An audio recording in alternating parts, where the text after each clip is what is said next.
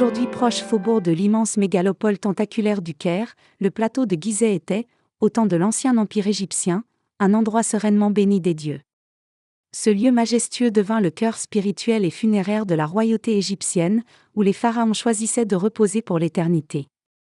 Les impressionnantes pyramides de Khéops, Képhren et Mykérinos, entourées de leurs temples et pyramides subsidiaires, témoignent de l'extraordinaire savoir-faire architectural et de la vision cosmique des Égyptiens. Aux côtés de ces monuments, la célèbre statue du Sphinx et les temples funéraires renforcent le caractère sacré de cet ensemble, reflet du lien entre les hommes et le divin dans la quête de l'immortalité.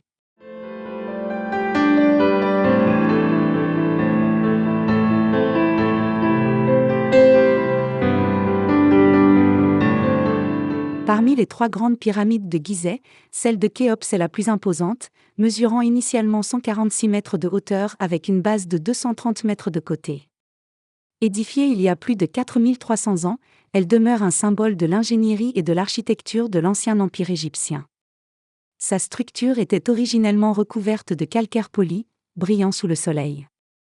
Toutefois, au fil des siècles, de nombreuses pierres ont été extraites, entre autres pour contribuer à la construction du Caire, laissant transparaître aujourd'hui une fraction de son éclat d'antan bien qu'évoquant encore la magnificence de ce monument à l'époque des funérailles de Khéops.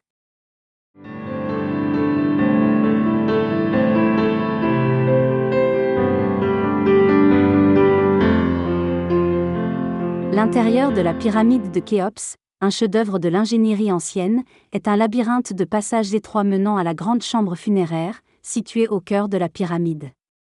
Conçue pour abriter le sarcophage du pharaon, cette chambre est accessible par le grand couloir, un conduit ascendant qui, comme les autres passages, était initialement bloqué par des blocs de granit massifs pour dissuader les pilleurs.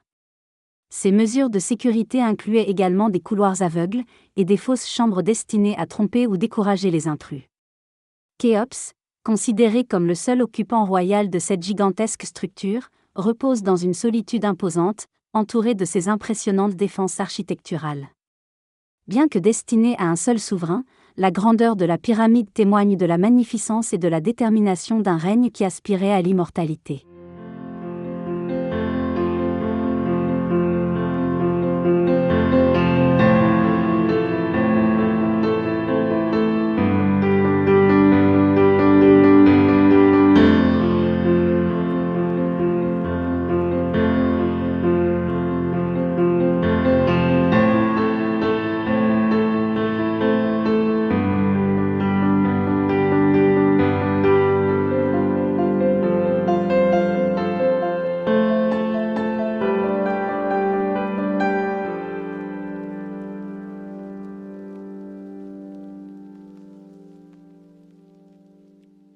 Se distinguant des autres pyramides de la nécropole par son sommet encore revêtu de calcaire poli, la pyramide de Képhren, bien que plus petite que celle de son père Khéops, ne manque pas d'impressionner. Son architecture, légèrement plus modeste en taille, intègre une connaissance astronomique avancée, illustrée par l'alignement précis de son axe nord avec l'étoile dupe de la constellation de la Grande Ourse. Ce détail architectural, à la fois fonctionnel et symbolique, souligne l'importance de l'astronomie dans la conception des monuments royaux, affirmant la connexion des pharaons avec le divin et l'éternel.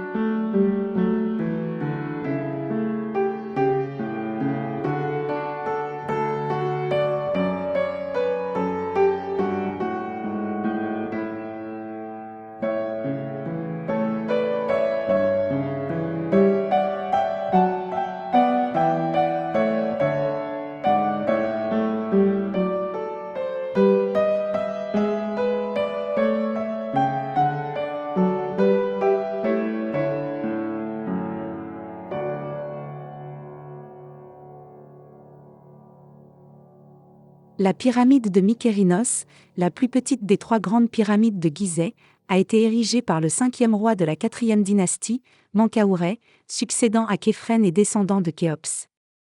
Culminant à environ 65 mètres, cette structure se distingue par la précision de sa construction et l'utilisation de matériaux de haute qualité, comme le granit rouge pour le complexe funéraire. Une grande fente verticale, résultat d'une tentative d'effraction médiévale, marque l'une de ses faces, témoignant des siècles de perturbations qu'a subi ce monument, bien au-delà de son objectif funéraire initial.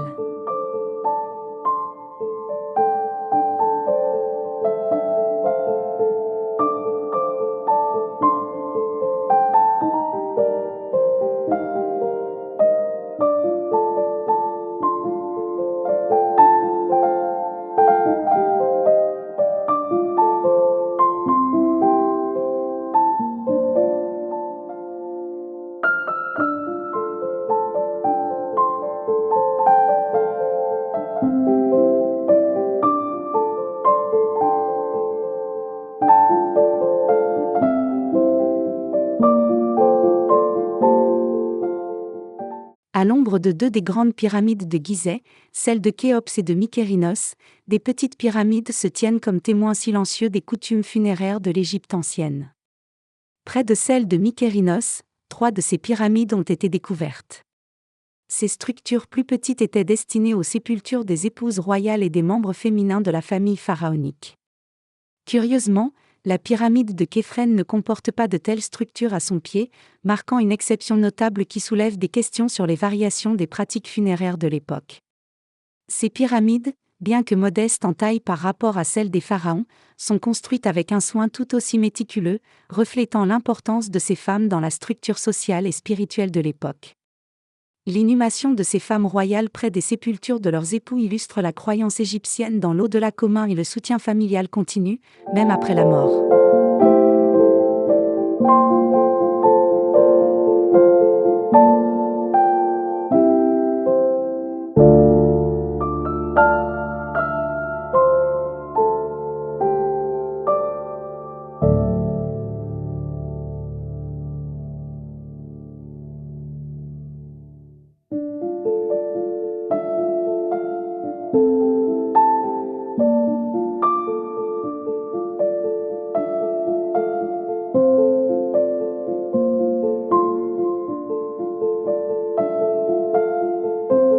Majestueux gardien du plateau de Gizeh, le grand sphinx est une œuvre monolithique exceptionnelle de l'Antiquité, sculptée directement dans le calcaire naturel du plateau.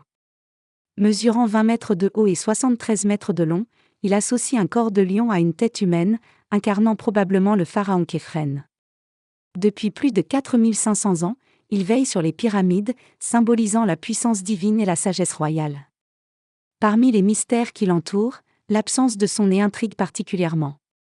D'après des récits historiques, notamment rapportés par Al-Makrizi, un historien arabe du XVe siècle, le nez aurait été détruit au XIVe siècle par Mohamed Saïm al-Dar, un soufi iconoclaste.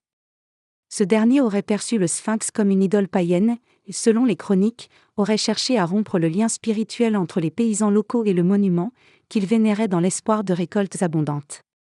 Cependant, d'autres hypothèses persistent. Certains chercheurs suggèrent qu'un tremblement de terre aurait pu endommager la structure, bien que les marques visibles sur le visage indiquent une probable mutilation volontaire réalisée avec des outils.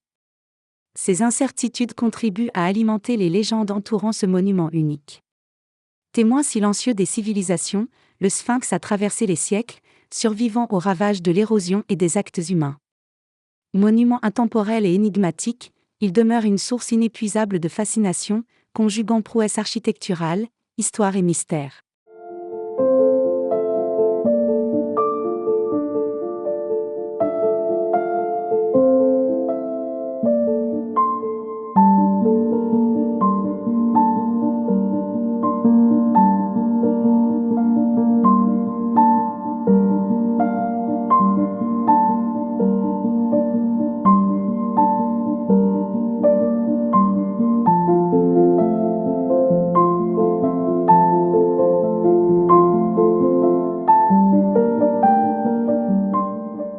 Construit vers 2500 avant notre ère, le temple de la vallée de Képhren à Gizeh servait au rituel funéraire du pharaon avant son enterrement dans la pyramide adjacente.